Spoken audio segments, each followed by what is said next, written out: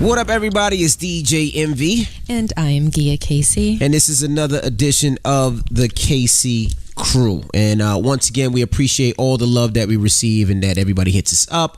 On the email is thecaseycrew@gmail. We appreciate the love on the Instagram, on the SoundCloud, on the YouTube. All the love that we receive, we definitely appreciate you guys. And we check all the emails. And we just want to say thank you for riding with us.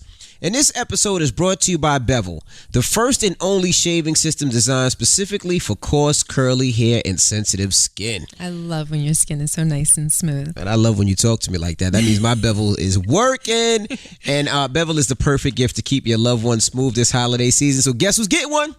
Your dad? My pops, he's definitely getting one. Now, you can check out getbevel.com/Casey today for your first month of membership free. That's getbevel.com and get one for your pop. If your pop's an old man or you have a young pops, it's the perfect thing. It's wireless. You ain't got to worry about plugging it in. It's the perfect gift. And Trust me. they also work on women's legs. Ow. Now, this week we have a special guest. Yes, we do. Nick Cannon's here with us today. I'm in the building. Welcome. Nick came over today. That's right. Now, do you guys normally have guests, or is it usually just the two of you? It's usually just the two of us. So you're our first guest. Oh, wow. I'm honored. So you're our first guest. We're going to have celebrity couples, celebrity guests to talk about relationships. So if you don't know about the podcast, it's all about our relationship. Okay. The I've heard. Yeah, the downs, the good, the bad, the ugly. We pretty much been through everything. Yeah, and right? y'all just put it all out there. Put it all out. You know what it was? You know, as a man, as a couple, sometimes people hide the not so good things in a relationship, and people think things are all great, and they don't know what to look at as a relationship because they think that things are so nice. So we just decided to say, hey, you know, we've been together over 20 years. Wow. Been married 15. Been together since 16. That's success. So it's like success. That you guys definitely need to have a podcast. Y'all got to write books and stuff too, because that's success. So we've been through it all, from the struggle, from being broke to making it, to, you know, pretty much like the last episode, you know, I talked about how she used to fake her orgasms. Wow. Y'all do talk about everything. For 4 years. Way to introduce the show, boo. For 4 years. Okay. I want him to get the feeling of what it was. Yes. Like for 4 years she faked it, and then she told me one day on some old, that's why I fake it all the time anyway. Okay. It wasn't that hostile. That's what it felt like. Okay, it might have felt that way. It wasn't that hostile. There's no light It doesn't matter how it comes across. To deliver that information. Right. None. She said it, and I'm sitting there like, word? Because, you know, I thought I was putting it down. Yeah. I thought I was doing my... No, I was faking it. Wait. And why? I'm just curious. Sure. Why 4 years? Like, was his game just off for a 4-year period? Like before, was that? You know, the way I described it last week, it was like a lie. Once you tell a lie, you just kept and you it going. perpetuate the lie. But before those 4 years, he was putting it down. Damn. No, but here's the thing. You know something, to be honest, you say putting it down. Right. If I'm being honest, he was always putting it down. Right. It wasn't about it was just how attractive he was or what he was physically doing. That energy. Wasn't the problem. Yeah. There were other problems. I felt that sexually he was selfish. Right. And I was harboring resentment. Right. Okay. So exactly. I would not go to sleep. Yeah, that makes sense though. Pretty much. No, but it's the other thing is because it, you know, when it comes to a woman's orgasm, they have to be connected with their mind and spirit and all that exactly. stuff. So if they're thinking about something, even if they kind of pissed off at you about some shit, it's not going to do what it needs to do. So exactly, I get that. That makes sense. And we didn't have the tools at that point to rectify it. Got it. So neither of us were mature enough at that point to talk about it. I didn't feel comfortable talking about it, and I don't know if he would have been mature enough to accept, to receive it. Exactly, to accept the information. What? I wasn't comfortable. When you told him, yeah, she told me we were in bed. I just had nutted. Go ahead. Just nutted, and I turned over and was like, all right, babe, good night. Yeah. She was like, good night? What do you mean good night? I'm like, I'm going to sleep, I'm tired. And that's what it came up. All right, well, I'll be faking it anyway. Whoa. And it hit the ego. That was an ego shot. I think for me, it's like it reached a crescendo, and I needed that to pretty much give me the chutzpah to tell him. I needed a workup. And you know what it is too, and to talk about this for a second, not just to jump right into it, but I've been in situations where as a man, like I consider myself a pleaser. Okay. Ultimately, like that's what gets me excited is when a woman reaches her climax. Right. Until I get comfortable enough. Right. So after my ego has been fed and I know I've put it down and she tells me I'm the best and all of that type of stuff. Right. Then okay, I got mine, I'm going to sleep. Because now, if it's been a couple of years or whatever, it's like now as a man, I feel like as my woman, you take pride in pleasing me. Of course. So you almost say at me falling asleep right after the nut is like, you please me. Yeah, that's a feather in your cap.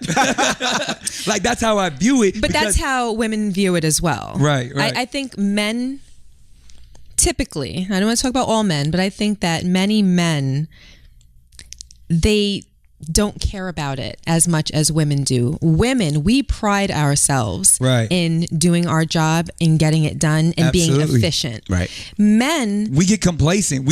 You get complacent. At the beginning, we want to put it down. And once I've proven that, it's like once I put up 305 on the bench, I know I can lift it. I ain't got to lift it every time I go to the gym. Right. So you don't care about the woman's perception afterwards? I've already put it down. So you've proven. Like once I've proven it.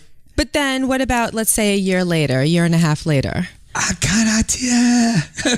So what about that hour that you guys are in that bed and the lovemaking occurred? But see, I think my nature, I am a pleaser. Like I get aroused when I see another woman getting of course off. Like I'm doing my thing. Right. So that I'm definitely gonna so foreplay is super important to me. But it's kind of like I don't want to joke about it, but it's like, shoot, if you ain't come, you better come on. You know? Like it's a race now. So are you saying that the longer that you spend in a relationship, the less you care about the woman's perception of you? Ooh, that's dangerous. That's what it sounds like to me. But it's the truth. It's kind of true, yeah. You're comfortable. It's like when you start taking a shit in front of your girl. Like at first you don't do that, right? But then it's like, well, shit, we love each other. Like I ain't gonna be Superman every night. But now, what if she took that same mental position with you? Like you already know what I'm capable of. Yeah, but women, I already made him shoot through the roof, so know I could do it. But see, if you don't come, you better come on. But women are naturally nurturers. Is that not That's true? your answer? Is that not true? Like you said, is that your answer though? It's in your nature to make sure that you're taking care of your husband and your family. Like we're the hunter and the gatherer. So once I've come home, I'm waiting for you to nurture me and our family. So and that's part of the process. Now for a man, we're not naturally nurturers. Now if we can do it, it's great. Oh, so if we're able to achieve orgasm, then we came up. 75% of women don't have orgasms, but through intercourse. Through intercourse. Now with toys and all of these things, and oral being at such a higher level and all that stuff. But actual vaginal orgasm, 75% of women, because guys don't know how to do it. Right. So just think about that. Like, and no woman has stepped up and said, I need that. Like most people are happy with a clitoral orgasm, because and they're just happy to get off and whether they're using their little toys or whatever it is. So even though you know that you're capable, a year in, you're going to use that 75% on your side as part of your argument to make you feel okay. The reason why I say that, because it goes back to what I said initially. A woman's frequency, her energy, her mindset all have to be in tune to actually have a true climax. And unless she blocks it all out. Well, I'm saying she has to be focused. She has to want to do it. She has to be like, I'm going to make sure this is and some women are more sexually in tune and can come every time. You know, you get them girls that be like, yo, I came 6 times. Right. And that's just because that's their mindset. But there's some girls, like they be on such another page. Like I've been in relationships where we go from the coming 6 times to it almost like she don't even care no more. She's happy when I go to sleep. Like long as you got yours, go to sleep and we good. Right. But you know that's not healthy, though. Well, that's why I ain't in no relationships now.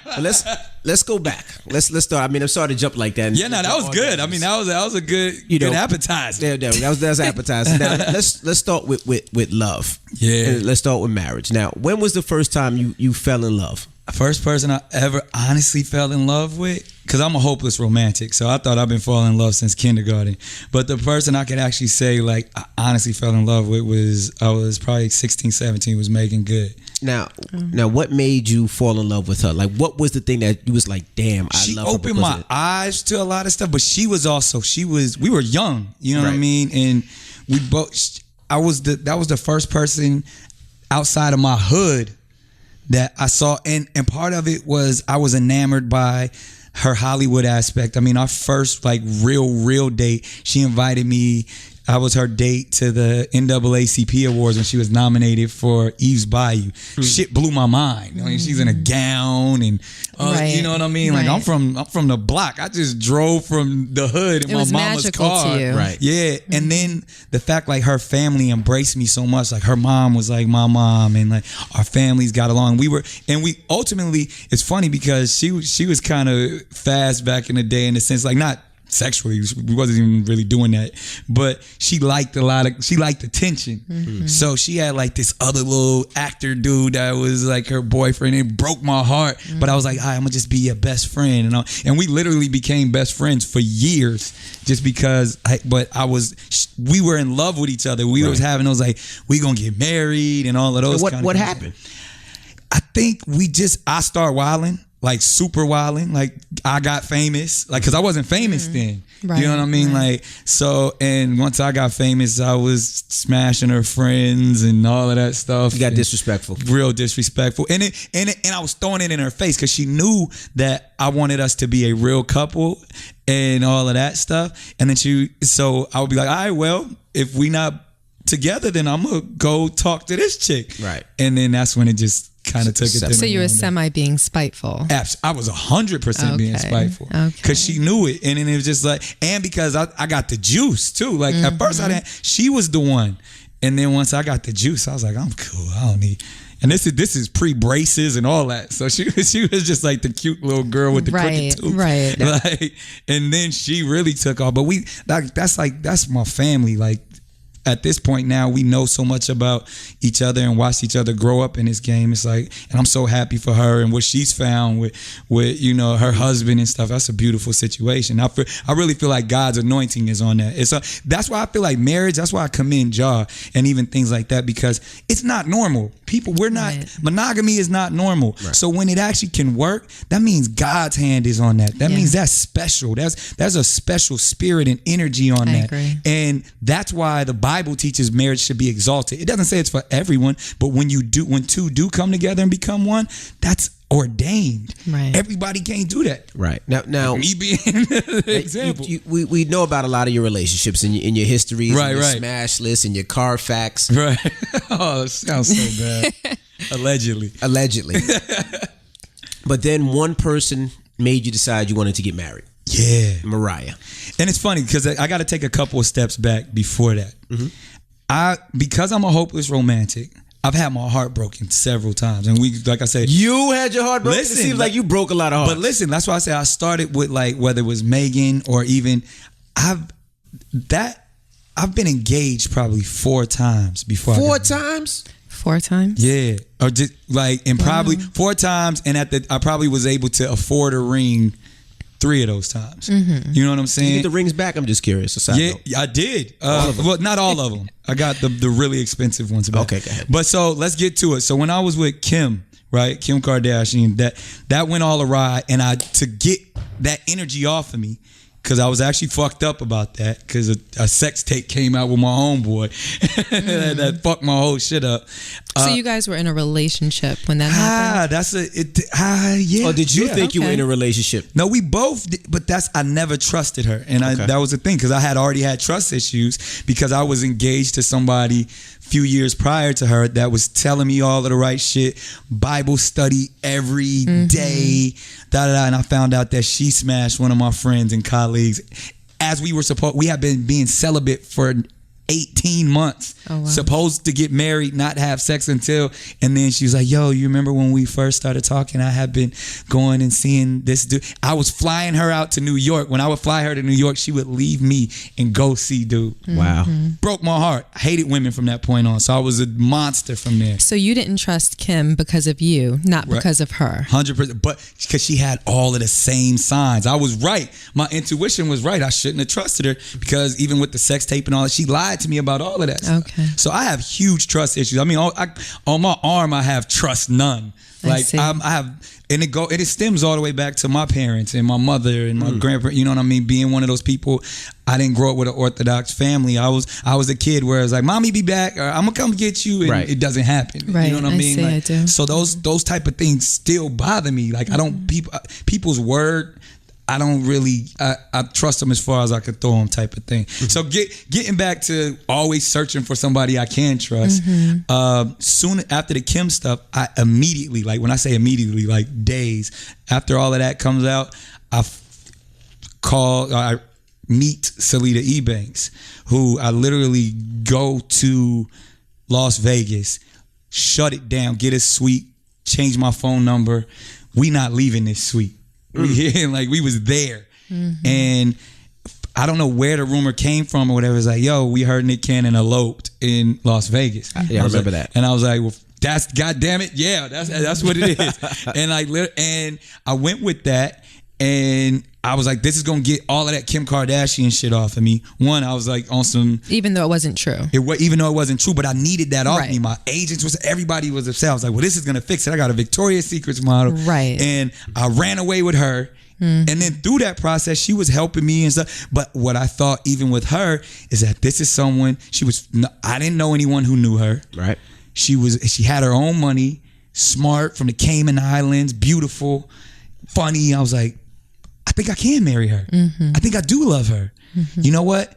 I'm in love with her. You know what? I'm gonna propose to her. Now wait, how long did it take? Like from at Vegas till, because Vegas, everybody thought we were married, so we was rocking with that. Right. And then I actually really did it probably like 3 months later. Okay. 3 months. 3 months. So you thought you knew somebody in the 3 months time that you can live the rest of your life with. Shit. But again, a part of it was ego. Part of it was pain from the Kim stuff. Right. And part of it was just yearning for someone that I could be with that is gonna hold me down. And I thought she was it, and the same shit. And I figured out, it started, I was like, this is my problem. I put women on too high of a pedestal. I say, you're a queen, you're an angel, you're untainted. Before they prove to you. Exactly. That so then those things. They don't share the real shit, which wouldn't bother me. I don't give a fuck about how many people you slept with and all that, or what. I just want honesty. Right. But if I go into it like, oh, you're the one, then they don't want to tell me that they're not the one. Right. So that's kind of where her and I, kind of got off to. They don't want to disappoint me. They don't want to disappoint. They don't want to make your vision of perfection imperfect. Yeah. So then they're like, well, he already looks at me that way, so I have to keep this all. But then when I find out, it's even more of a letdown. Yeah, because it's like, dang. So this is because I skipped over a bunch of stuff like the Christina Milians and all, but the same thing happens every time. So why is that happening? Because you're saying you were a good dude, you were loyal, you were down, but then I find out it's not even that. I just find out that they're not trustworthy how I want them to be. Right, and that then builds up resentment to where I'm starting to use terms like bitches ain't shit and all women are the same and all, you know what I mean? Because if it's happened time and time again, everybody's like, well, you need to get you a girl who's not in the industry. Done that. Same shit. You know what I mean? The girl that you think is like the quiet, small town girl. And then when she do get around you and I'm like, yo, what the fuck? Like, so it's like, to me, it's I found it to be my issue. Well, let me ask you this. the word trust. Yes. When you say that, okay, beyond the obvious, you don't want her doing anything behind your back. You want her to hold you down. Right. What else? Because there are, and I suspect that there are some of these girls who are able to do those things. No, there are. And that's why, and I've met some amazing women. Trust is way beyond just, what is the word? Not having infidelity or being monogamous. It's actually someone that I feel like I know you got my back. I know I could walk out of the room and like I just know you down for me 100%. Right. Like it actually has a lot to do with respect. Right. Because even if my wife is in the room and I walk out and she's too flirtatious with a colleague or something, like that's you're breaking our trust, you're breaking our bond. Yeah, right. You know what I mean? Like so, even though I know she's my wife, she's not gonna go fuck this dude. But it's just that's disrespecting our union. Even if you're joking about shit, or even and those are the type of things to where even it gets into the world of finances and what other family members. You know what I mean? Like there's gossip amongst family. Like if I tell you something in bed about my brother or something or my aunt, and then I found out that you still like, it's just I need to be able to trust you like I trust me. Right. That's hard to find. But that boils down to the word integrity. That's integrity. Exactly. Right. It's about integrity. What you do when people aren't watching. Right. When they can't call you on it. What you're okay with doing just because you're responsible for your own actions and your own thoughts. That's real talk.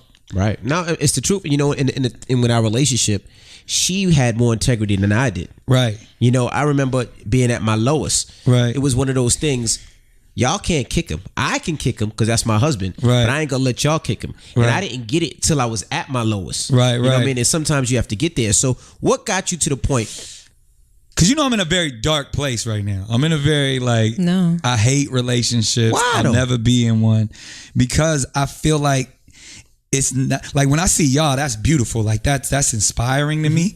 But I just feel like I'm not built for it. So I feel like I've evolved, but I've evolved to a place because I don't even want it no more. Really? And I really like, even if people are like, he's going because you just got a divorce, it'll change. I honestly, in my soul, feel like I would never be in a relationship. What made Mariah say the same thing? What made Mariah the one? And the reason I asked, because baby, I don't think you met Mariah. You haven't met Mariah. No. But Mariah, I met her and you're over the top with the things that you like, right? She's over the top times 20. Well, she floats. Yeah, she floats. She doesn't walk. She floats. In a bubble. Right. like the bubble is around her that makes her float. But you don't seem like that type of person. So what was it in Mariah that made you fall in love and say, this is the person I want to marry? And not even just marry, have kids with. Yeah, so to say that, because I know you asked that question, everything that I just shared, I shared with her. And also, like, even when I met her, I was actually in a relationship with Nicole Scherzinger, and I was having the same issues of like, fuck, I thought this was the queen, I thought this was the one. And she gave me very similar advice of what you're saying right now. Integrity, trust, and you think I got trust issues, she got trust issues, and they're all warranted. When you think, like, when you're one of the most famous people in the world, and for the last 20 some odd years, people have just been pulling from you, never giving. Whether it's your art, your talent, money, people have just been, it's leeches, you know what I mean? Like that's who we are as artists. People feed off of us. So you don't even at some point you just stop expecting to be fed. I'm the one that people feed off of. You know what I mean? I think Mike Tyson even said that. So like where he started to love leeches. He felt like I need people to take from me. That makes me feel like I'm growing. Because he was conditioned. Yeah. Right. So it's that same mentality in that sense to where she opened my eyes to that. And I was like, wow. And then we got on this spiritual conversation, which I never expected. Like, first time I sat with her and met her, because it was actually, I was supposed to direct her video and be in the video. And like, we're like talking spirituality and we praying over food. And she pulls her Bible out. And I'm like, oh, whoa, this is Mariah. All right. So you never experienced that with nobody? except for the girl that I got engaged to, ended up the Bible study. Yeah, the Bible study girl. That was the last one. Right. But that's very powerful. Yeah, so I especially can see because I'm how a preacher's son. Okay. So that really that means something. Or at the time, that really meant something. As somebody who knew the word and all of that, I was like, yo. And she introduced me to her bishop and all of this, and I was like, yo. And then it was Mariah Carey, a woman that I had admired and was truly my dream girl since I was 12 years old. Right. You know what I mean? The Someday video with the jeans on and Vision. I'm like, and then come to find out, because normally when we meet people like that, it's a disappointment. Right. This was the opposite of that. It took me to the next. I was like, she's better than I expected. So you were enamored. Yeah, funny. Both hopeless romantics. We want to go to Disneyland every day. Like, we literally took her plane to Disney World the second time we met. And like we were supposed to be flying to some island. She's like, you want to stop at Disney World? Hell yeah, I want to stop at Disney World.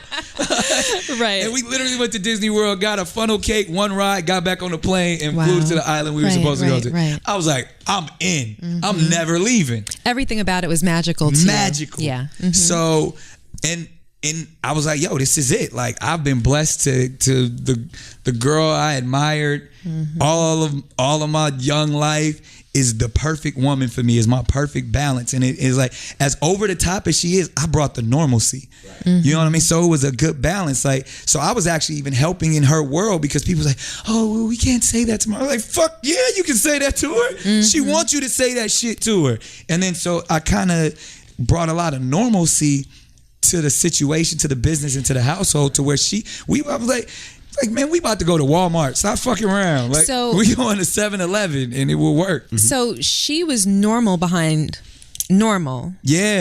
closed doors with you, but you brought the normalcy to the public persona. Exactly.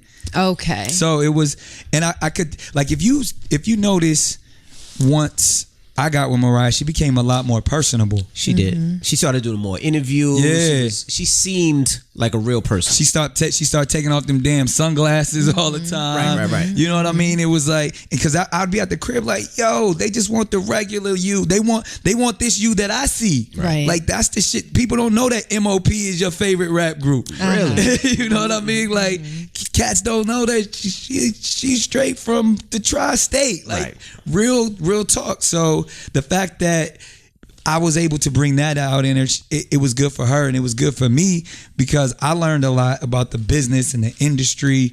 But at the same time, it was we were equally yoked. The Bible talks about being equally yoked. And about being able to walk together. And that doesn't mean you're equals. That means we balance each other. Right. And that's where it all came together. And then y'all didn't have sex. Y'all waited. We waited. You really did. That was her. I wanted to. And you agreed. What else am I going to do? Well, I mean, speaking to somebody who's smashed a lot, and, weren't you nervous that, if I did smash wedding night, what happened if it's not good? That's the thing. To me, it has to all be about the energy and the frequencies and the, like, you can make anything good. If it's right, if love is truly involved. Yes, I believe that. And now, even if it's, and it was amazing, but the idea of, like, just knowing a person, that is like, yo, you anticipate it. As I think Eddie Murphy said it the best when he was on Raw, and he was like, yo, if you starving and somebody offer you some crackers, when you finally get those crackers, you're like, God damn, that's a good ass cracker. Best cracker I ever had. Yeah. Right. Because, and that's real. Like, I waited all of that time. How much time was it? Oh, well, it wasn't that long, but it was a couple weeks, because we got married after like literally 3 weeks. Did you really? Yeah. It was I didn't know that. Strong? 3 weeks from meeting, from the day we met. 3 weeks. Oh, wow. But so, I mean, granted, like, but that was part of the thing. She was like, I'm not going to have sex before marriage. I was like, well, damn it, we getting married.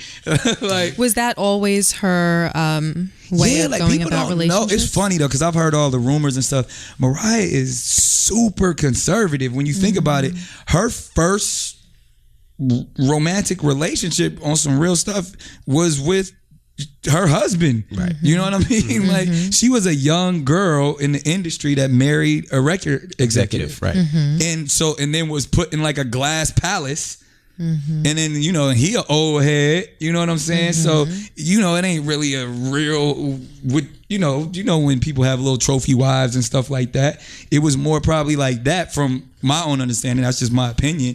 And then after that, when she left Tommy, then she had like one or two people, like she was with Derek Jeter, the Luis dude. She was never, and kind of still played those situations, was like, yo, I'm special, I'm a queen. So she actually answer all those things that all the other women let me down on. We talked about like damn near on the first time, our first date. She was like, I can count the amount of guys I've been with on my hand. Here they are. These are these people. I did go out on a date with this person, but he was an asshole. This person was jocking me, but I never did. Like, she laid the whole thing out, and I was like, you're my dream. You're everything I've ever wanted. So the fact that she had been with so few people made her more attractive to you? 100%. Okay. And you know, it's funny because I say that's industry standards. Because if I met a woman who's had a past and she grew up in North Dakota and I never would see those dudes, and she slept with 100 dudes in North Dakota, I don't give a fuck. You really wouldn't care? Not. It's the people that I have to engage and deal with. It's really only about the people that you run into. Yeah, 100%. I don't care like who you fucked in high school. Well, maybe not high school, but as a fully warranted adult. If you're my loose, ego cannot deal with having to, if the woman that I'm in love with and consider my queen, someone else that I know. Says the guy who's probably been in rooms and knocked down 3, 4, 5 chicks in the same room. I've been that guy. So you know what you're thinking. And like, oh, you know what she did. Yeah. And there's situations right now, like I was like, I know my man does not know. And but I was like, I don't want to be messy. Right. But she ain't shit for not telling him. Right. You know what I mean? And he's smiling in my face, and I'm like, my nigga, I want it. And that happened to me. That happened to me with Dame Dash in a situation one time. And I got at Dame. I was like, my nigga, you knew.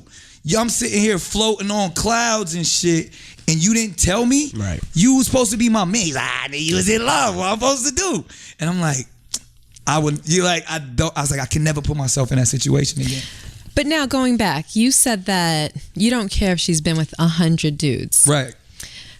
But if it's my man. A woman who is, say, 32. Okay. Who's been with, say, 40 guys sexually. Do I know any of these guys? You don't know a single one of them. Okay. But there isn't a morsel of you that judges her, that says, if she's so easy and anybody could have her. So let's talk about judgment for a second. Yeah.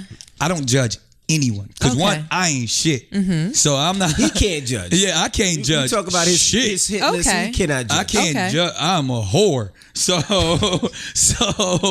I have no right to, as two humans sitting across from each other.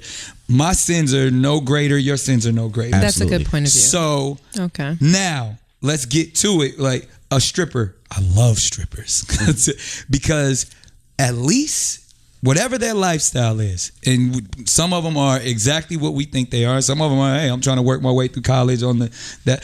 But the ones that are about that life, I so respect that because I feel like at least she's honest, open, and she's about her paper. Or she's upfront and honest, right? Yeah, or she's sexually liberated. Like I love Amber Rose is amazing. Like Rihanna, Madonna, those women, I salute them. Because they own it. They own it. See, the only thing with them is, and I get it and I salute them, but I think it's hard when they're role models. Why? Because what winds up happening is you have a little girl. I do. And she says, oh my gosh, I love Rihanna. I want to be just like Rihanna. Or I want to be just like Amber. But she has such an amazing mother that she knows there's a balance. Actually, I agree with that. But I can respect Rihanna, but I want to be like mommy. Okay. I think that just because you're in the public eye doesn't mean that you automatically take on the role as a role model. That's real. If someone decides to look at you as their personal role model, that's on them. But there's so many parents out there that are not moms, and these kids. That's not a celebrity's problem. That was going to happen. That's not a celebrity's problem. They're going to look to somebody. I know my daughter would never operate like Rihanna, right? Because she has too many women who value like, even if she feels like she wants to be sexually liberated and she goes and wilds out in college and stuff, it's always going to go back to mommy was like no sex before marriage. Right. That's embedded in her mind. Her mother has lived that life. Right. So she's gonna know there's a moral code, there's a moral DNA that she's been brought up underneath. So even if she has a moment, she will revert back to like, I value myself because of this. Doesn't make it right or wrong. Okay. You know what I mean? There's some that but this is the moral code that her mother established. Mm-hmm. So I commend, like, that's what I don't know what Rihanna and Amber and all of those type of women, their moral code is. I know they're good people. I know them personally. They just like to have sex. Right. And nowadays these girls think like, yo, if guys can do it, why can't I do it? I can't argue that. Mm-hmm. Now, I truly believe that women are internal beings and men are external beings, and I believe when you go inside someone's body, that's more of privacy invasion than outside. So if there have been a lot of people inside of you, there's something in my mind that's going to be like, okay, but I can't judge it.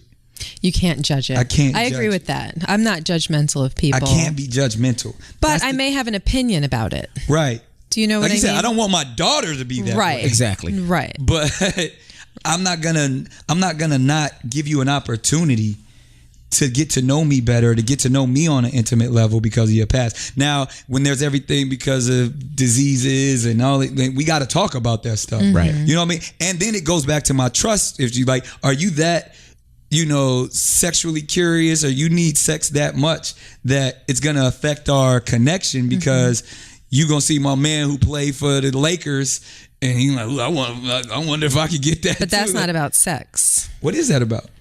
That's about women and men. But right now we're talking about women. Right. That's about women's ego being stroked by knowing that someone who's attained a certain level of success in their life is paying attention to them. But if she's with me, the more the merrier. Really? Absolutely. So, okay, because that's interesting because attention, gratification, and that's ego stroking, the wrong type of knowing women. that you can get the singer, the rapper, the athlete, the doctor, the lawyer, the chemist, the rocket scientist. So you don't believe that there's some women that are just promiscuous and like to have sex? Oh, they exist as well. Okay. But you're saying that if they have you and you're a celebrity, you're known across the world, you're multi-talented and successful, I should be enough because I should be all the celebrity that they need. Right. No, but if, Dwayne Wade hollers at me or hits me in my DM or looks at me, I'm going to entertain. And I know that if I look at him back, he's going to walk over here and offer me a drink. He doesn't actually have to do it. Me just knowing that I have that power and that he's attracted to me in that way is satisfaction enough. Wow. So that's why I think that it's a certain type of woman. It's a lot of women. Really? Would you say the majority? I say that quite possibly the majority of women relate to what I'm talking about, but don't necessarily act on it because their morals have them. I was about to say that's really heartbreaking. But because I didn't think women thought like that. You'd be surprised how many women. Women think like that the same. Women think more like men. We definitely think like that. Women think more like men than you would ever believe. I agree with that. I wanted women to be a little bit more like, oh, I don't care. That's not true. I wanted women to be egoless. Be what? Egoless. Oh, not no. egoless. No, it's not true. No, absolutely not. And that's probably the reason why those earlier relationships that you were talking about, where you kept getting disappointed repeatedly, I think that's why they turned out the way that they turned out, because they had you and you could have been everything, but I can have everything plus one. So it's finding that one woman that's satisfied with having everything and not looking for that plus one. It's like, exactly. I can give you the world. Or even a man doesn't have to be everything. He just has to satisfy whatever it is that she's looking for. Then see, like, and every woman is saying you are enough. And that's not the truth. That's what's hard. What are they going to tell you? You're not enough? But that's why if you're a regular guy, they might tell you that you're not enough. I'd rather rock with a Rihanna or Amber. I was like, all right, well, at least you know what it is. At least I know what it is. Like, I'm not going to get my feelings hurt. And we put it all out there on the table. But I don't want to feed into your idea of women and your distrust by saying that women are in fact egotistical as well, because there are women that will be everything that you want. There are women out there that will be everything that you want. Trustworthy, have your back, in your corner, but that's hard support to find you. for him. Yeah, exactly. Because if they're a celebrity, then you say it's the same thing he's been with. And if they're not a celebrity, it's like, why is she here? Is she here because I'm the canon? Or is she here because she really You just loves don't me? propose to them in 3 weeks or 3 months. That was Mariah. And that's do you know what I mean? That was Mariah. That was somebody that he admired and loved when he was 12. I'm not saying there was anything wrong with it. I'm talking about the girl from South Dakota that you don't know anything about. That's true. You do have to fish through, well, why are you with me? And you'll naturally have to go through some things so that you can see what her natural reaction is. Well, so now where I believe I am is that I just want people, just to your point, I just want you to be my friend. I don't even have to have sex with you. I'm intrigued by a woman's conversation so much that... Why are you laughing? You know what's funny? Because we were... Shout out to August Alsina. Yeah. He said the same thing. We were talking to August Alsina in Curacao 2 days ago. A couple of days ago. And he said the same thing. He says, I'm at a point where I just want to be these ladies' friends. Yeah. He says, I'm not looking for sex. I just want somebody that I want to get to know you. Know you and vibe with. And say that's my people. I want one. Yeah, when I text you, you hit back like that's the same. I want to have a conversation. Yeah, like I don't want nothing from you. You could don't think I'm out here chasing, trying to slide in your DMs like all these other dudes. I just want to be. But it took you a time to get there. Yeah, and because I've had so much that it's not like I don't even. That doesn't really stimulate me.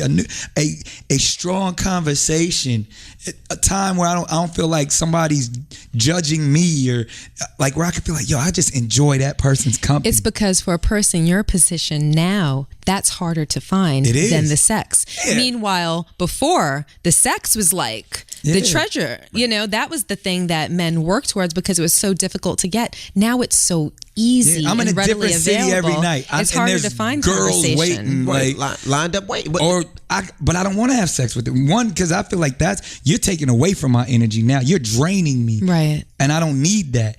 I need someone to help build me up. Mm-hmm. Someone who can feed into me. Mm-hmm. That's what I'm looking for. And sex doesn't do that. Now let me ask you this. A lot of women always hit us up and ask this. How long do you wait before you have sex with a man? Like what? Like, is there a moment? Is there a time? Is there a time to get to know somebody? How long until you say I respect this person? Because you said I'm in this different city every night, and I want to talk to you. Yeah. I want to have a conversation. So you don't want it. Well, you don't want a one night stand. Yeah, I've done that. I did the whole smashing every groupie and all of that stuff when teens and early 20s, and.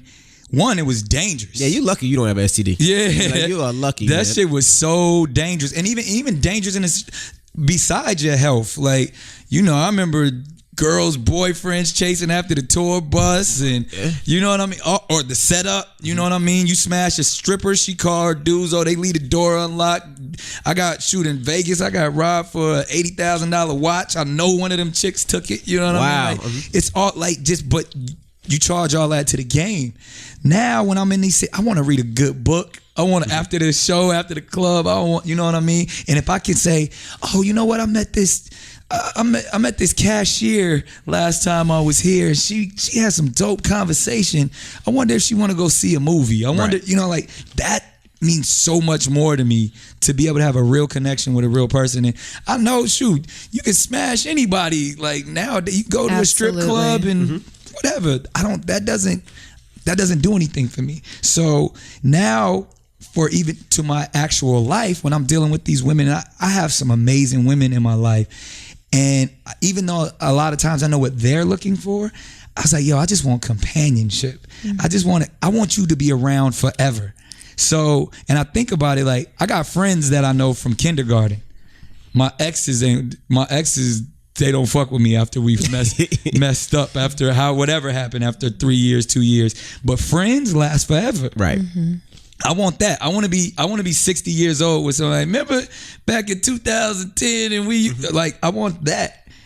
And you can't have that if you're trying to be, for what I found, when you're looking for the one, you kind of skip over all of the amazing things that you can have with, people who are considered companions. But I think it's hard to find the one when you're looking for the one. That's what I'm saying. I'll never look again. Often, I think. So you guys got something special. This is to say, like, when you guys give your statistics, like, that's not normal.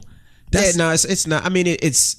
Like, I wish I could have had that with Megan when we were kids, but the bullshit got in the way. Right. Well, we went through the bullshit. We've gone through, and you fought through our ups and downs, but it was the fight, and it was God, and a few other things. Some people that really loved us, and put their hands in our relationship and touched us, that saw us through a lot of the difficult times. Absolutely. You know what I mean? Yeah. So. Now, you're talking about, the trust and the loyalty and everything. Are you a loyal person? What is your definition of loyal? Do you give what it is that you want from the women that have let you everything down? That you said earlier. What did he say earlier? He said integrity. He said. So I believe you can. So because let's get down to the brass tacks of it again. Monogamy isn't natural. I believe that. So we'll start there. As humans, so my wife has said before that if she had a penis, she'd be knocking everything off. That's what I'm saying. my wife has said that before. So when you talk about well, maybe not now, but I think if I were a man, I definitely would have gone through, especially like that stage. Testosterone. We're hunters and gatherers. We're on the prowl. It's the chase. Yeah. So I've come to a place with myself. I've accepted that. Even this actually during my marriage, because I was faithful during my marriage, 100%. I can stand firm in that but I can't say that I wasn't looking and admiring. It's like I can admire someone else's Ferrari, but if I know I got a Rolls Royce at the crib, I don't want to drive their Ferrari. I just like, yo, that's a nice ass Ferrari, right? But I'm about to go sit in this, Corniche or this drop head or this Ghost at the crib. Right. So I took it in that sense to where loyalty isn't about. It's almost loyalty and faithfulness are two completely different things. Right. You know what I mean? I do. Because I know people who are faithful that aren't loyal. Right. You know what I'm saying? I do. So loyal is to be able to, and it gets back to that trust to where this person has my back in like I can't even explain it. It's like loyal is when, because most people are loyal to a point because they need something from you, and when the need ends, the loyalty ends. Right. Absolutely. You know what I'm saying? Yeah, that's so true. So and I've experienced that so much in my life, from employees to partners to all of that. So loyalty, I hold at such a high regard that's the number one thing for me, because I, as a man, don't need anything from anyone at the state that I am in my life. So my loyalty there's no strings attached to it. So if you can get my loyalty, I hold that at a higher level than someone else's. And that's what actually worked with Mariah, because she was on the same level. Right. She didn't have to be loyal to me. She didn't need to be loyal. I bet you if Mariah came up to me and said some wild shit like, you know what, yeah, we gonna get married and anything, but I'm gonna have this little thing over here, I'm gonna be like, man, right. You know what I'm saying? Because she's at that level in her life, she can kind of arrange her dominoes the way she wants to. So, and I feel like I can at the same time. So if we both make a conscious decision that we're going to be loyal to each other because at our core, our two spirits want to be this with each other, absolutely. It's true. I can offer that. I don't know if I should be offering that to people. But you're capable. So these relationships 100%. That you're talking about, you were giving what you wanted. I gave 100% to Mariah. So with that, and that's what I wanted to say. Then what happened? Because you guys were loyal. You were into the Bible and into God, into holding it down, and it seems like everything was there. I would say dark forces, without getting too deep into outside people. Dark forces. No. And I wouldn't even. Little, I don't want to blink, because I always say I never wrestle against flesh and blood, but it's principalities. And I truly believe that's it speaks in that. I think is that Jeremiah Ecclesiastics that has that verse of like the spiritual warfare aspect of it is so real. Yes. The principalities that come against greatness. Right. You know what I mean? With the things that God has anointed, evil spirits will always attack. Absolutely.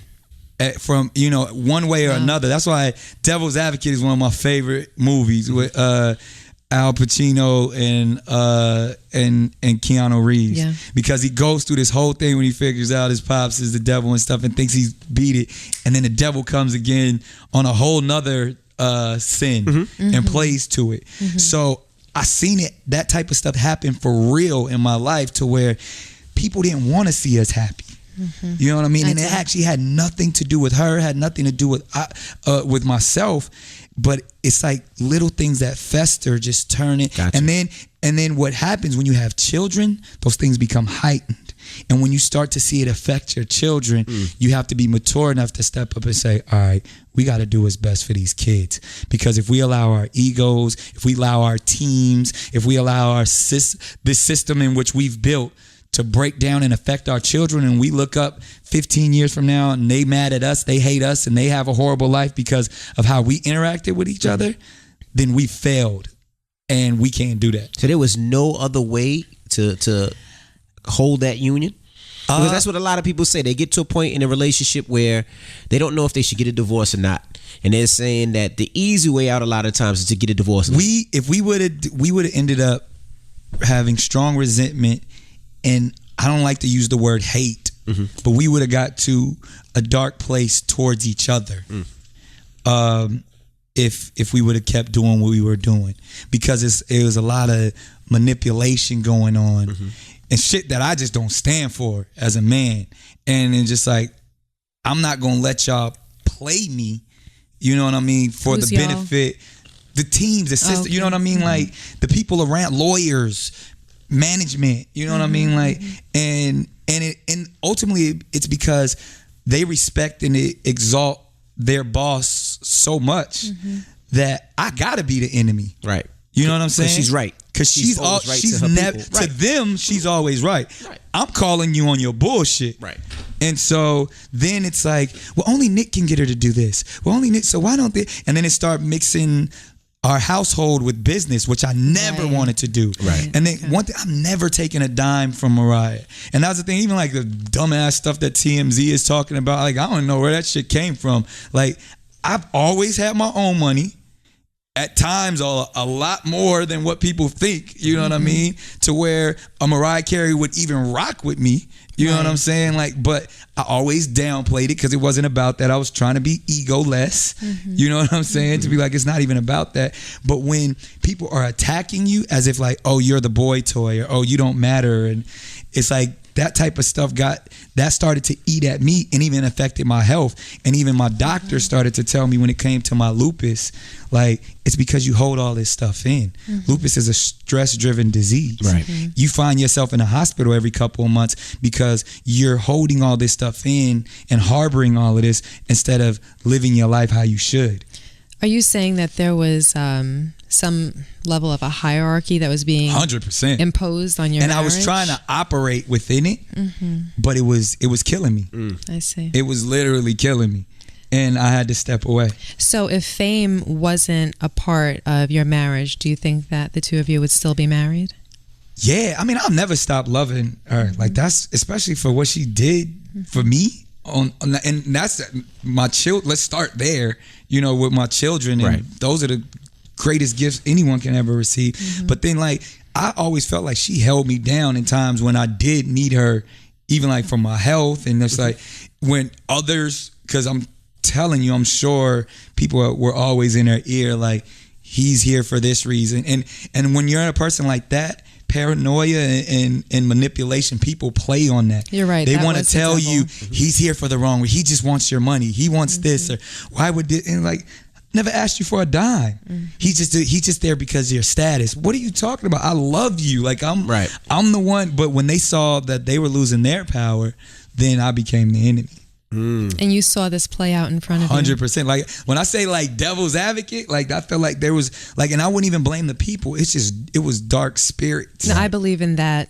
I relate. 100%. I absolutely understand what you're talking about. We believe. Yeah, absolutely. We've had that affect us several times. Yes, we've prayed against that. Many, many times. And it got so much to a place, man. Like, it would be interesting things. Mariah had an amazing bishop from Brooklyn. And he was outstanding. And he passed away.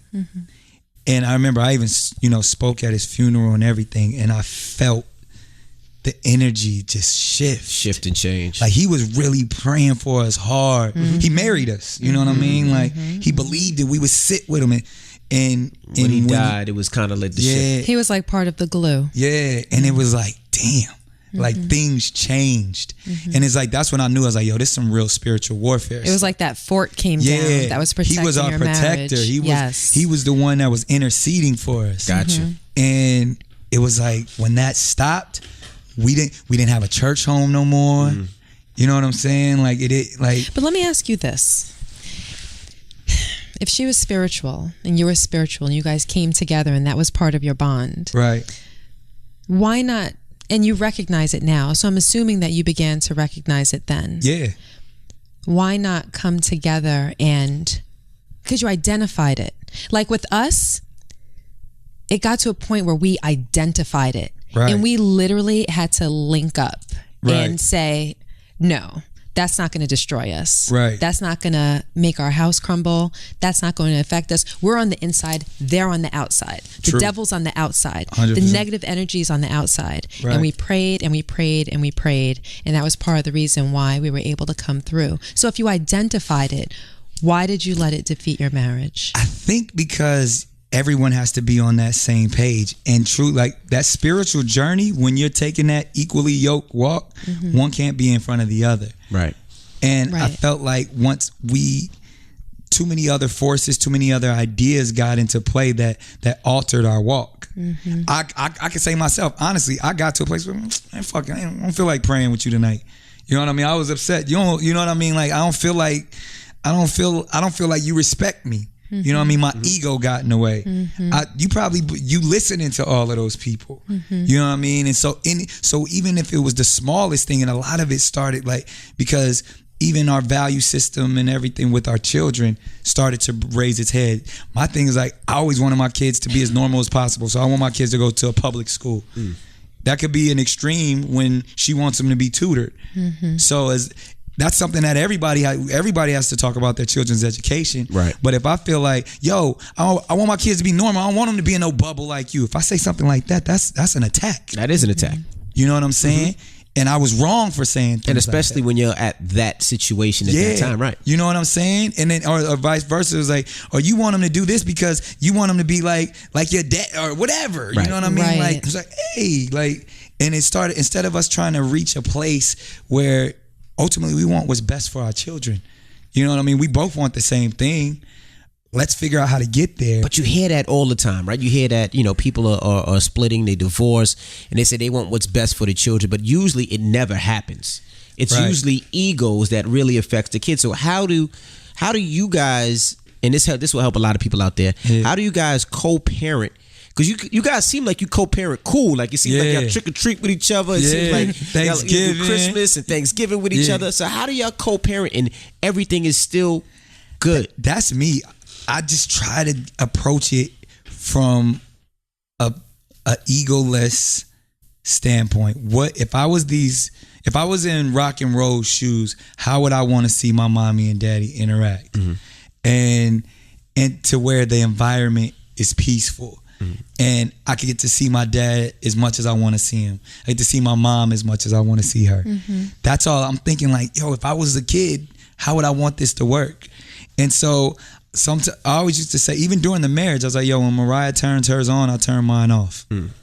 And if I'll go and, all right, it's a diva moment. It's we go to Thanksgiving in Hawaii and she gonna set it off, and it's all the crew and the family and the artists from her tour. I'm gonna show up. I'm a hug. I'm gonna kiss everybody.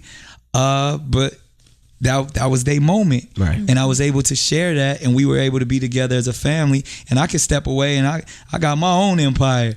You know what I mean? And when the kids are with me, Mariah's more than welcome to come in at any time, and we shift off like that. But I know when I step into the Mariah world, I got to take my hat off. Right. You know what I mean? And that's just how it is. That had to be difficult. It took, I mean, but I do it for the kids. Because you have to acclimate. Yeah, but it's fine because we all have to acclimate to something. So, and the fact that I'm acclimating for my kids, I would do anything for my kids. It's funny, there's a funny ass picture out there that people used to always make memes out of on Easter, where Mariah has like this cute little pink dress on with the diamonds and the bunny ears, and my kids have on bunny ears, and I'm in a full fucking bunny costume, and I look miserable. Right. And then it was like, and then the meme was like, when your wife makes more money than you, and it was like, but I do that type of shit because it made my kids smile. Right. And I'll put on any fucking costume to make my kids smile. I'm the same. I'll do anything. So I will acclimate to any situation to bring joy to my children. Who asked for the divorce? It was weird, honestly. I mean, I guess I filed. You know, I would definitely, but it was one of those things where it was constantly always coming up. Okay, yeah. Whether it was a business decision, whether it was an emotional. Was it like a threat every time you get in an argument? I'm about to get the D. I'm about to get a divorce. Was that? Yeah, like what are we doing? How long were you married? Technically, I think it's 7.5, 8 years. How long were you engaged in the marriage? Probably, I think 2014 is when it started to, like, when I was out. You know what I mean? Like, it just wasn't there. Yeah, when I started, I was like, yo, I can't really stay here no more. And that was, I think that's kind of what it started. Like, yo, maybe we just need space. Right. And then it was like, oh, I always feel space is wrong. Yeah, space turned into I got my own space. I've thrown the S word in there. Yeah, more than a little bit. I want space. Now you ain't getting no space here. I'm not gonna give you an opportunity for another guy to be what I'm not. Yeah, nah, let me fix myself first. Let me fix up first. Because as a player, as a dude, that's you always find out where the void is. Whatever's missing in that woman's life, feel that. And you good. You're good. And then I'm stuck on the side. No, you're not getting no space. Now, with co-parenting, now, if you meet somebody or she meets somebody, when is it okay to have your kids meet your girlfriend or your person? Because that's interesting. She went quick. Yeah, and you know, I've never introduced your kids was hanging around. Yeah, I never introduced my kids to any woman up until this day that I mean, like, my kids have been on the set of Wild 'N Out, you know what I mean? But like, I've never had a significant other, but I've had women be like, "Ooh, I want to meet your children." I'm like, when it's me and my kids, it's just me and my kids. There's nobody else around. They'll say, "I want to meet your children." Yeah. See, after knowing you for how long? I mean, once they fall in, like, whether it's a month, they think they're crazy. Yeah, wanting to meet your kids after a month. Yeah, that's crazy. Really? Absolutely. Yeah, she shouldn't even ask. If you offer and say, you know what, let's go and spend the day at the park with my kids. Let's have a picnic. She should say no. It's too soon. A month. Yeah, that's if I were single, I wouldn't want to meet a man's children probably till about maybe a year in. Really? Yeah, I would want to know that we were in love and we were striving for something greater, like having a future before I met his children, or before I would even think about allowing him to meet my children. Wow. Because that's serious. When you start dangling people in front of kids' faces, they get confused. They don't know what to make of it. That is true. Their emotions are like in a whirlwind. Like, who is that? Is mommy a hoe? Yeah. This is somebody else. Wait. You know, it becomes very, very sticky, and parents have to be responsible when it comes to introducing their kids and to being people. somebody who grew up in an unorthodox household and seeing, you know, my parents be single or be with other people, it definitely affected me. You know what I mean? And it would. And it affected me in the positive way, because I saw a lot of people mistreat my mother, and it gave me, I was like, I don't want to do that to the woman that I'm in love with. Right. But it also showed me how men treat women. And that did show me, like, man, like, if somebody could treat my mom this way, what is this world really about? Right. And I would have to say, like, you know, it affected me in a positive way, and it affected me in some negative ways for the man that I am today. So that is probably why, for me, I'm a little bit more meticulous about even the label that I put on someone that my children meet, because I make sure that my children put a handle on every name. You never call an adult by their first name. Right. It's going to be Mr. such and such, uncle, auntie. Mm-hmm. And so that means I've never been in a situation where I've actually, we might have ran into somebody at the Four Seasons that I've engaged with and be like, oh, this is Mrs. Something. So, but they're not, we not all going to Legoland together. Gotcha. Right. You're not playing house. And I just want to correct myself. I don't want to say a year is the amount of time that I'm just saying. Typically in a lot of relationships, when you're with somebody for about a year, you kind of know where you stand and whether you're going to make it or break it. It could be 5 months, 6 months, but once you know that that's a person that you want to be with and you want to build a future with, then I think that's the appropriate time to possibly introduce them to your children. Now how did you feel when your kids were introduced to her new boyfriend? Was that a conversation? Do you have a conversation with that first, or was one of those things you were just like, no, we didn't. That would make me feel a little funny because, like you said, we're co-parents. Yeah, I'm going to keep it a buck though. Just I didn't believe it was real. Really? Honestly, I was like, because he don't look like her type. Yeah, and me knowing her, right? I know her power, and I know I don't want to call it the game, but I know her strategy in the sense of like she likes people to fawn over her.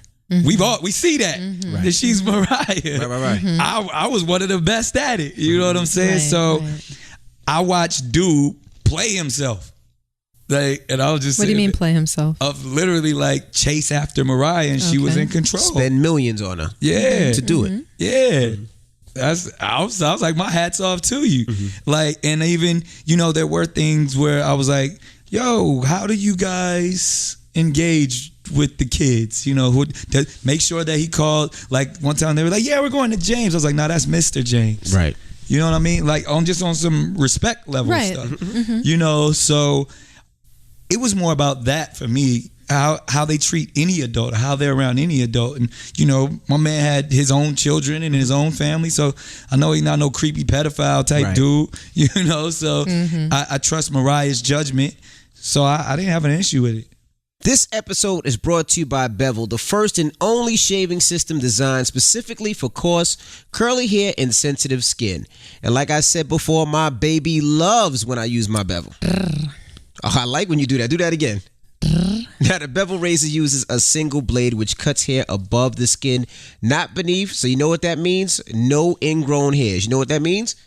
What does that mean? You're not going to be plucking at my hair. You got to take the tweezers and pluck the ingrown hair hairs, out. You ain't got to do that with the Bevel. Now, it's designed from the ground up to give a smoother, clearer shave. Now, Bevel's end-to-end shaving system includes a pre-shave oil, a badger brush, a safety razor, blades, shaving cream, and a cooling, restoring balm. That is good money. Now, Tristan Walker, he's the homie. Mm-hmm. He hits me up on Instagram all the time. He created this thing, and it's dope. It makes my face smooth, and I could take it anywhere. When I travel, I ain't got to worry about plugging it in. You know why? Because it has the chargeable batteries that I could just choo. Someone told me that it was like the Rolls Royce of blades. Who told you that? A man had to tell you that. Who told Somebody you that was trying to jack yours from our house. Really? Yeah. Well, he ain't taking mine, and I have to get one for my dad for Christmas. Absolutely. It's the perfect gift for Christmas. All right. And the Bevel looks sexy. Yeah, I like the way you talk. The Bevel looks sexy. Well, you look sexy. Well, start shaving smarter today at getbevel.com. For your first month of free membership, head to getbevel.com/Casey. That's getbevel.com/Casey. Try it out. All right? Your first month free /Casey. That's CASEY. That's our last name, baby. It is. Now, let's go to the email of the week. Now, explain what the email of the week is, babe. Okay, so every week we choose an email that's either emailed to us. In this case, it actually happened to be someone that DM'd me. Okay. And the question is... It spoke to me, and I thought it was kind of interesting. So we go over it, and then we speak on what we think about it. Okay. Now, she says, I love my husband. He's the most amazing man to me. He's provided our family with an amazing lifestyle. He works daily and travels often as an executive. When he's home, his entire free time goes towards the children. He doesn't touch me, kiss me, make love to me, or date me any longer. Inside, I'm slowly dying, and he makes me feel as if I'm complaining. How can I continue loving my husband when I feel so empty, lonely, and not supported by my husband? I need my husband. Ooh. What do you think? We keeping it a stack? Yeah. Yes, absolutely. We pull no punches here. He's not attracted to her no more. You think so? 100%. Why you say that? Because just what it sounds like. One, he's a man of the world. Mm-hmm. He's traveling. Mm-hmm. Sounds successful. Mm-hmm. So, as we know, men who tend to travel see a lot of things and can engage and indulge in whatever they need to. Men who travel like that lifestyle. And he probably really cares about his children. And that's home for him. He likes the fact that he has a wife that takes great care of his children. And he loves his children. That's where his love is focused. He will never stop loving his family or even his wife. But the attraction is outside. He's attracted to the things of the world. So if I'm flying, I'm seeing stewardess and receptionist at the W and these are beautiful young things, and I get home, that's like if I'm a world traveler, I'm on some Anthony Bourdain stuff. I'm trying cuisines in Italy and in Milan. New experiences. And then when I go home, it's the same macaroni and cheese I've been having for 20 years. I don't want that goddamn macaroni and cheese no more. I just had a souffle on the coast of, the Cayman Islands. So even if I'm not indulging, I'm not saying there's cheating or anything going on, but she needs to do something to make him want or even re-engage what they once had. Right. So whether that's a physical thing, whether that's making something more interesting in the bedroom, she has to do something in order to pull his attraction back, because he's not attracted. Now, what do you think? What he just said, I don't know. I agree with it. Okay. But I just kept it a stack. But it agitates me. Yeah, at the I was about to say, because I kept it so real. No. But that's what we do. So I agree. I absolutely think that if he's coming home and he's playing with the kids and doing things with the kids until it's time to go to sleep, and then he's too tired, then he goes to sleep, and she's sitting there like, so we just never even had a sexual relationship, huh? Like, I'm just not even your cup of tea, apparently. I believe that, just like you said, even if he's not indulging at this point, there will come a time when he's indulging if he already isn't. Yeah, I think 100%.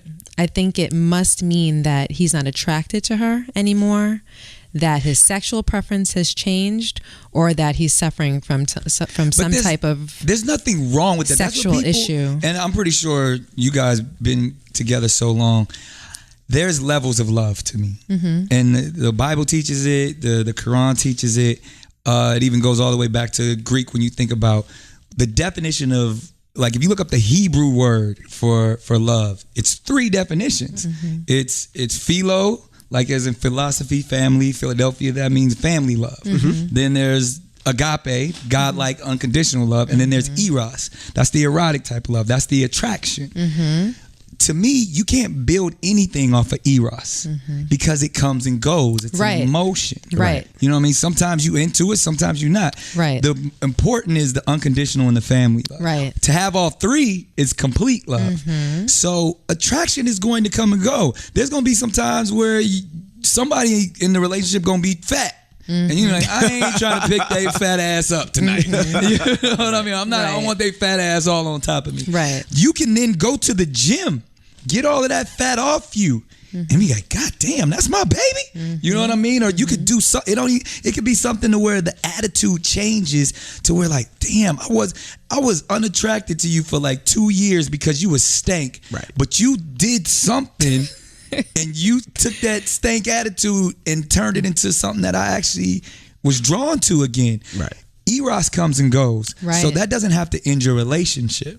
You just got to figure that out. I think it's different. I think a lot of times, especially men who work a lot, right, they forget who their women are.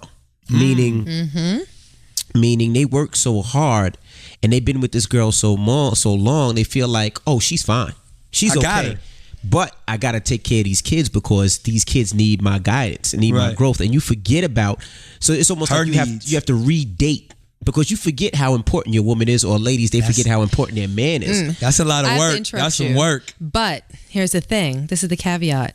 A man never forgets what it is that he wants.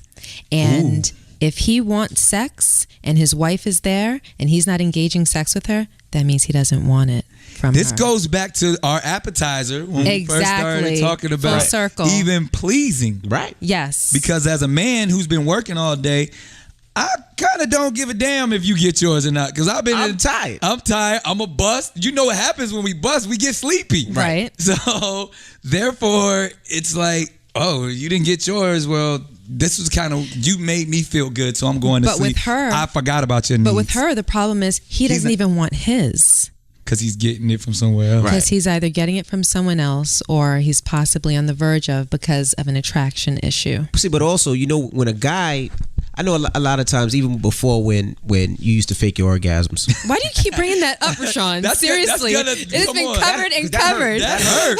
That hurt. That hurt me for him. But you know what? During that time, it was like I would work hard, and you know, you would handle me, and when I would think about handling you, I would be like he said, it wouldn't just be like a guy could nut and like. Not go to sleep. Yeah, a woman needs more foreplay. She needs energy, kisses. frequency. She needs energy. She needs to be on the right frequency. You're both. No, it's not the truth. You're both wrong. But that's what you're both wrong. No, hold on. That's not true. We don't need bells, whistles, flowers, and rainbows all the time. In tune. Let's just go there. Right. We need to be in tune. We need to be attractive. A guy doesn't need to be in tune. We don't need. I could go to the stall right now. I just need a little friction. Yeah, and it's gonna happen. Y'all can't do that. Nope. We can. It'll take a long time. No, you gotta get into a zone, think of some shit. No. A woman just has to know herself and know her body. For instance, right now. But we literally could do it in 15 seconds. Yes. Well, I'm not going. I'm just saying. Yeah. But it might be 2 or 3 minutes. See, that's too long. The other night. Okay. 2 or 3 minutes for me.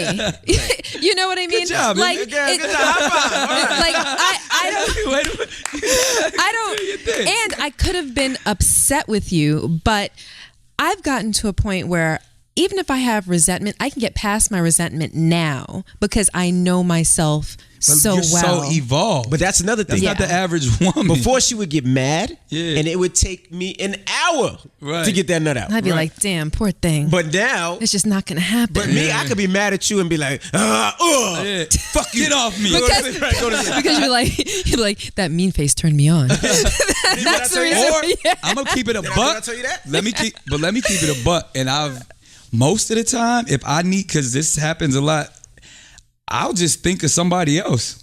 Yeah. I'll close my eyes, bury my face in the. Well, you say yeah. In the pillow. I mean, women do it too. What you mean, yeah? But Rashawn, women do it too. Right. I was just like, I'm gonna think. And you'd be a damn liar if you told me you never thought about another woman while we were having sex. I've never. You're a damn liar. Wow. Come on. What you think about other guys? Getting uncomfortable. Rashawn, no, let's be real. I'm sure that we've both thought of other people. Don't say we both have. Yes, wow. no. I think was it Maxwell? Was it Maxwell?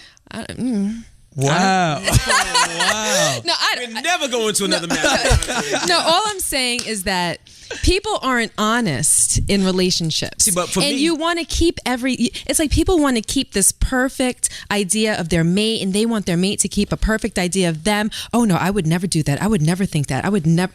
Come on. But see, let's be real. When you're mad, it turns me on more. I know. Oh, well, mad sex is good sex. It's mad, like even like because it makes me like makeup sex. Take this shit. Take this shit. Okay, Rashawn. Okay, come on. Now, but seriously, like you know, like the other day we were having a conversation and it was kind of on a frosty line, right? Frosty, I don't know what that means. It was kind of sticky. The conversation was sticky. What's the first thing I did? I reached down there and I felt a little wetness and I said, oh, this is it. And I forgot about what we was arguing about. That was yesterday. Oh, that was yesterday. But that's love right there. But that made me like, come here. I ain't hear you talking about. I couldn't even be like, no. But I wasn't. But I was like, we'll talk about it later. I wasn't in the mood.